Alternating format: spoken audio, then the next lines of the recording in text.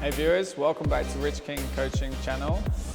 In this series I'm going to tackle some common faults, or should I say problems, that can arise for many amateur players. I mean also professionals too, but I know there's some really annoying scenarios that many of you viewers will relate to, and hopefully this will give you some short snippets to find solutions to those problems. So the first one in the series is going to just be about the attacking length. So I'm going to give you some information on how to be more successful with your attacking length, but also a common problem in why maybe your lengths are overhit, maybe you find it difficult to get the ball dying in the back of the court.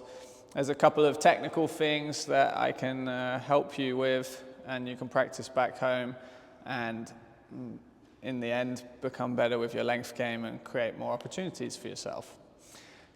So firstly, it's good to discuss what an attacking length is, how is that in reality. It's actually a ball which is played deep to the back of the court, but you're looking for the second bounce to be dying in the nick. So I'm a right-handed player, so as the camera follows me here, I'm going to be playing the ball onto the front wall here, and then you'll be looking to get the ball firstly deep enough. Deep enough for me as a coach or a player is normally always the first bounce past the service box.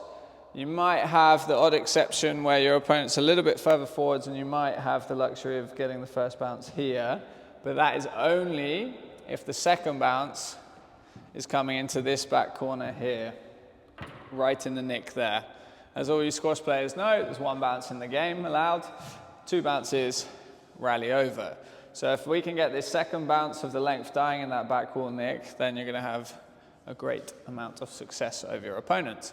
So coming back into the center now, let's talk and discuss a little bit about the actual swing and what can influence whether you succeed in getting a dying length or can actually overhit the ball and cause the ball to kick up.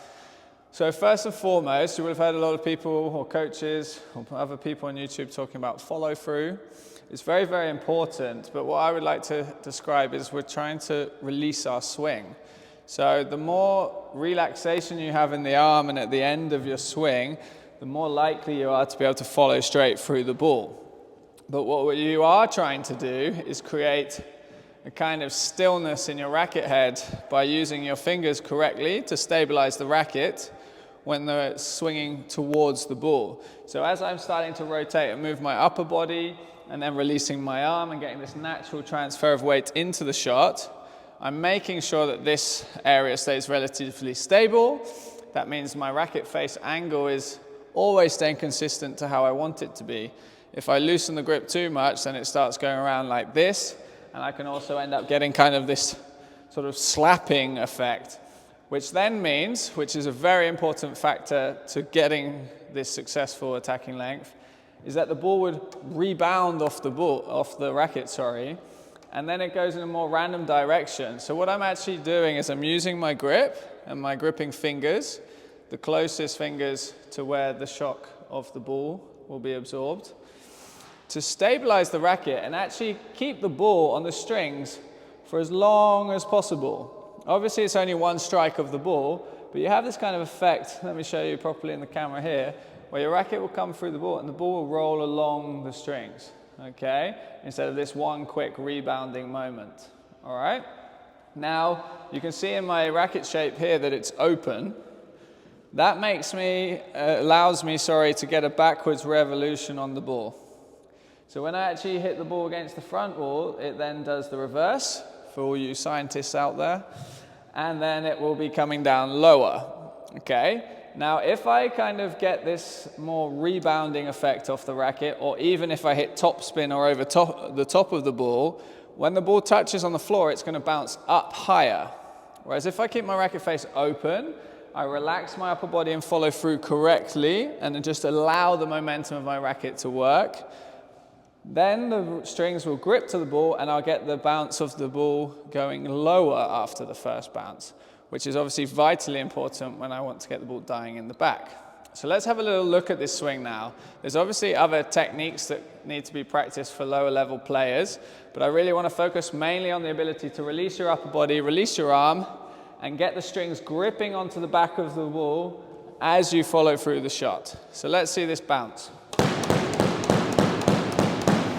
So here's one where I'm kind of slapping or stunning the ball, should we say. See how that ball there is kicking up. It's almost a bit loopy, like topspin. Same if I grip hard with my hand. Now I'm not going to release through the ball. Again, it's a cold ball, but you see the bounce of the ball kicks upwards. Now I'm going to stabilize with my fingers here and get the strings gripping. And I'm going to transfer my body weight into the shot and release my arm through the ball. Now you see the ball is going down in lower. So after that first bounce, it's really fading away into that back corner. Same here. And there's a better example. Almost a perfect length there. Just slightly overhit, but definitely going to give a lot of trouble to the opponent. That one was a little bit tense in the arm. You see the ball bounced off the floor and kicked up higher. So let's really release through the ball here with my arm. And now it's going in lower into the back corner. Okay, so that's the example on the forehand. You can take the same principles into the backhand. So I actually find it a little bit harder on the backhand because sometimes I'm a little bit more tense in my elbow and my arm here. So I have to also be a bit considerate of how to hit this shot. The same principles apply. Racket face is nice and open. I'm going to use the momentum of my step into the shot, and then I'm going to release my upper body and my arm through the ball. I do not want to slow any of the momentum, okay? What I kind of say to some people when they're hitting the ball, it's like you're just putting the handbrake on your car, okay? So you need to make sure that the momentum stays consistent and you allow that release of the swing. So here's a bad example. Gripping here. See, stopped my swing there. Didn't allow the movement to exist naturally. One more. See the bounce of the ball, it kicks up. Still deep enough, but not attacking. Now here's the attacking length. Okay, you see the bounce of the ball is going lower. I definitely need to aim a little bit deeper there though, because that was too short. And there's a perfect example, okay?